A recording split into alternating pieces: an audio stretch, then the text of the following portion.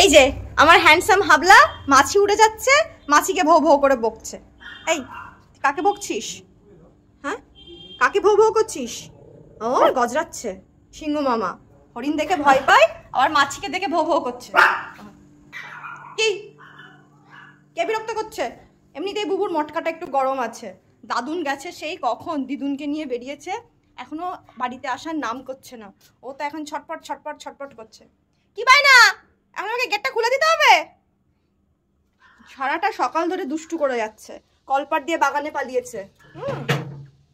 দাদুন বেশিক্ষণের জন্য বাড়িতে না থাকলে আমাকে পুরো জ্বালিয়ে পুড়িয়ে মাছ ভাজা করে দেয়। এইবার তুই আজে বাজে ওই দা মাছি ধরছে।